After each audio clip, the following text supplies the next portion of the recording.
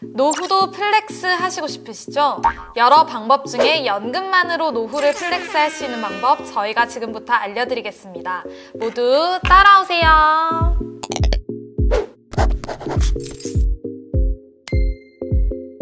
킹따방님이 나오셨는데 되게 오랜만인데 이렇게 칸막이를 두고 인사를 드려야 돼서 너무 안타깝네요. 킹따방님이 1화에 나오셔가지고 연금 준비를 잘하면 은퇴 후에 연간 6,600만 원까지 받을 수 있다. 이게 굉장히 핫한 이슈가 됐었어요. 그래도 이런 궁금증이 들더라고요. 과연 투자란 무엇인가? 저도 주식 투자를 하지만 연금 투자는 좀 달라야 될 것 같다는 생각이 들고 그런 부분에 대해서 답을 주실 수 있는 분은 킹따방님 뿐이다 라는 생각이 들어서 이렇게 또 모시게 됐어요. 네, 감사합니다. 네, 그래서 바로 질문부터 드리고 답변을 주시는 걸로 하겠습니다. 장기 투자를 하라고 했는데 과연 어느 정도 기간을 장기 투자라고 하는가? 주식이나 채권에 따라서 좀 다를 수는 있어요. 만약 국내 주식시장에 만약 1년을 투자한 고객이 있다면 내가 이제 투자한 시점이 굉장히 운이 좋아가지고 타이밍이 좋았다. 그러면 이제 1년 만에 수익률이 91%도 날 수 있다라는 거고요. 손실로 이제 마이너스 한 53%까지도 될 수 있다라는 자료라고 보시면 되고요. 물론 이제 1년을 투자했을 때 국내 시장에 투자하신 분들은 평균 수익률은 이제 한 8% 정도로 데이터는 나오는 것 같아요. 1년 투자는 수익률이 진짜 대박일 수도 있고 쪽박일 수도 있네요. 네네. 그 옆에 3년을 만약 투자를 하는 걸로 보시게 되면 조금 변화가 생기는데요. 이제 3년을 투자로 했을 때는 평균 수익률이 한 9% 정도로 일단 나오게 돼 있고요. 그리고 손실을 보시는 분의 비율이 확 줄어들게 됩니다. 3년 정도 이상이라고 보시면 그게 장기 투자의 기간이라 생각이 들고요. 또 하나 보시게 되면 이제 해외 지수도 제가 자료를 한번 돌려봤어요. 돌려보니까 국내 주식시장하고 비슷합니다. 그래서 국내 주식이나 해외 주식에 투자하시는 분들은 한 3년 정도 이상 투자하게 되면 우리 이야기할 때 막 금손, 똥손 이야기 하잖아요. 그런 거 떠나서 3년 이상이면 충분히 어느 정도 수익은 낼 수 있을 것 같아요. 주식은 그러면 3년 이상이 장기 네네. 투자다. 네. 그럼 채권은 좀 다르다고 맞죠. 말씀하셨는데 네네. 어떻게 다른가요? 채권과 관련된 자산에서 장기 투자 기간은 한 2년 정도 이상이면 충분히 괜찮지 않은 기간일까라고 이렇게 볼 수 있을 것 같아요. 채권이 아무래도 주식보다는 안전한 자산이기 때문에 그런 것 같네요. 주식보다는 채권의 장기 투자 기간이 좀 더 짧다고 생각하면 된다. 이렇게 이해를 맞습니다. 하면 되겠네요. 주식시장은 변동성이 심한 시장이잖아요. 그래도 펀드 투자자는 장기 투자를 꼭 해야 하는가? 손실이 막 나고 있는데 내버려 두고 계속 장기 투자하라고 하는 게 금융사의 상술이라는 지적도 있더라고요. 이게 이제 저도 뭐 회사를 다니는 사람이니까 뭐 상술이다 아니다라고 말씀드리긴 좀 그렇고 프라핏 키핑 플랜이라고 하는 투자 방법이 있는데요. 요거는 뭐냐면 내가 어떤 자산에 투자를 했을 때 뭐 일정한 수익률이 나게 되면 현금화해서 다른 자산으로 투자를 바꾸어 버립니다. 국내 주식 1년이나 3년 투자하면 평균 수익률이 얼마였었죠? 8%에서 그죠? 8% 정도였었죠. 그러니까 이제 만약에 주식형 펀드에 투자를 하시면서 장기 투자를 그냥 이 펀드로 계속 하시겠다. 그러시면은 제가 보기에는 내가 투자한 기간 대비해서 한 8% 정도 나게 되면 8%만큼은 현금화해서 안전한 채권 자산이나 이런 쪽으로 좀 바꿔놓는 전략. 이게 진정한 제가 생각할 때는 장기 투자인 것 같아요. 장기 투자라고 해서 한 가지 상품을 계속 갖고 가는 게 아니라 중간중간 적절히 익절이라고 하죠. 익절을 하면서 그 수익 난 부분을 또 투자 상품으로 돌리고 이렇게 하라는 말씀이신 것 같네요. 마음 아픈 사례인데 아주 예전에 이제 교육보험이라는 상품에 가입을 했어요. 저희 어머니가. 근데 내가 대학을 갈 때 그 보험 상품을 딱 열어봤더니 그 보험금으로 내 한 학기 등록금도 안 되는 그런 어이없는 경험을 하셨다는 제보자 얘기가 있었어요. 연금 같은 경우에도 그렇게 한 학기 등록금도 채 안 나오는 그런 경우가 생길 수도 있나요? 일단 결론부터 말씀드리면 그럴 수도 있고 아닐 수도 있어요.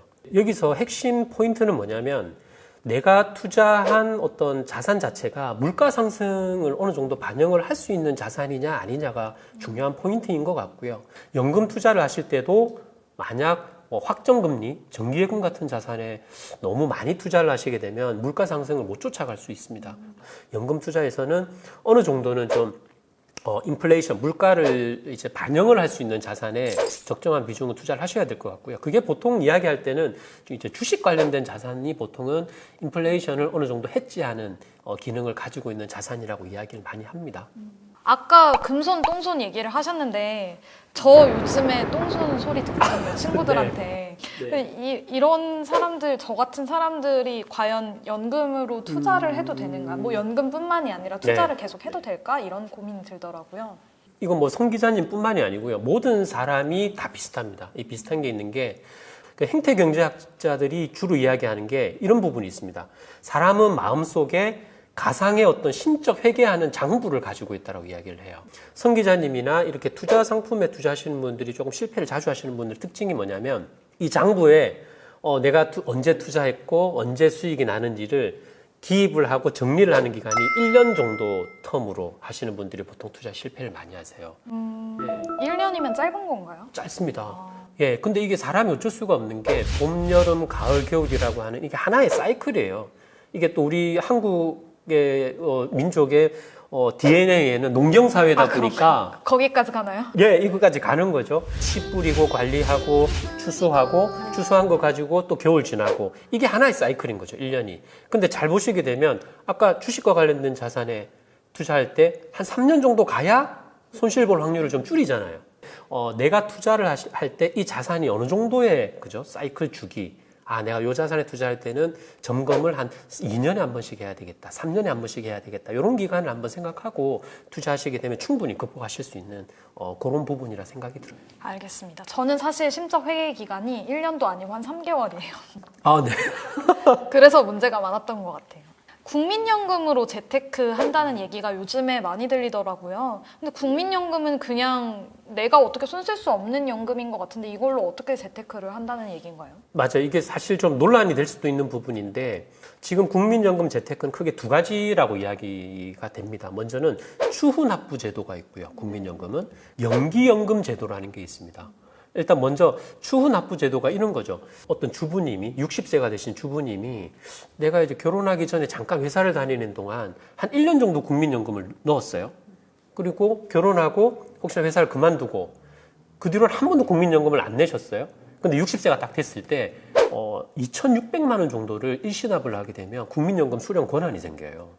근데 이게 국민연금이 얼마가 나오냐면 매달 45만 원 정도가 나와요. 그러면은 정말 그 사망할 때까지 받는다고 그렇죠. 생각을 하면 네. 굉장히 많은 돈이네요. 활용할 수 있는 좋은 제도이긴 한데 이제 60세에 2,600만 원을 일시납하실 수 있는 분들은 사실 좀 여유가 있는 분들이다 보니까 약간 그런 논란이 있는 것 같고요. 그것도 연금 제도 논란이 약간 있을 수 있어요. 국민연금은 저 같은 경우는 이제 66세, 65세 지나서 66세부터 받을 수가 있는데요.